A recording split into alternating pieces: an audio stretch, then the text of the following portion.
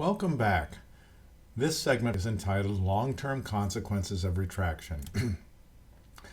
Let's explore the case of an adolescent boy who had 4 bicuspid teeth removed as part of his orthodontic treatment. Here he is on the left-hand side, and we're going to show a morph of his face from where he was prior to the treatment, and here he is morphing into what he looked like after his adolescent treatment. Compared to the girl on the right, whose face is coming forward in a phase 1 orthotropic treatment, now look at the boy on the left as he matures from his adolescence to his college years. Now look at the girl maturing after orthotropics to the time she goes off to college.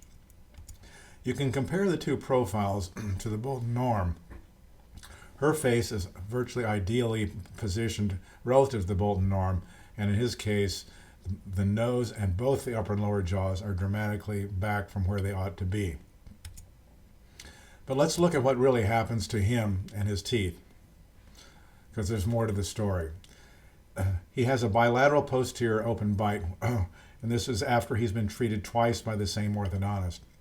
Later in his teens, this posterior open bite developed, and the orthodontist put braces on again and used vertical elastics to bring the teeth together, but they didn't stay together. And you ask, well, why isn't this stable? The fact is there's no place for his tongue to sit in here, and his tongue would fit between the posterior teeth and cause these teeth to be in a lateral open bite.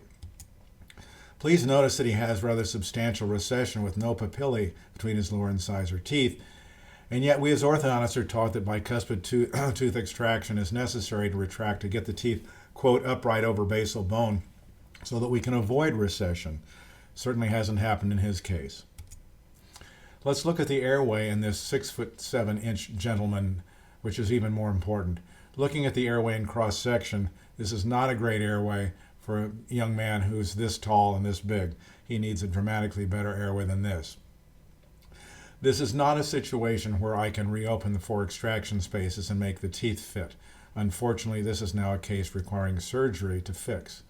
So here he is. Notice here he is prior to his treatment, and here he is prior to us doing any treatment after he's matured and in college.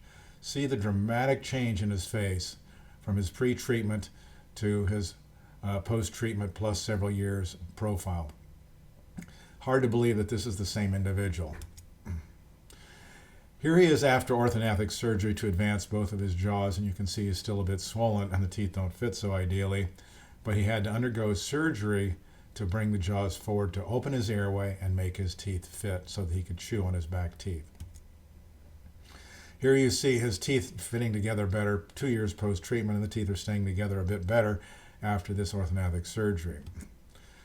Here he is prior to the surgery on the left-hand side and after on the right-hand side. Do you believe that that little boy and his parents would have decided to go ahead with the treatment they did had they known what he was going to get into? So again, the long-term consequences of retraction of teeth. Do you think that this retraction patient is the only one with a similar story? I don't.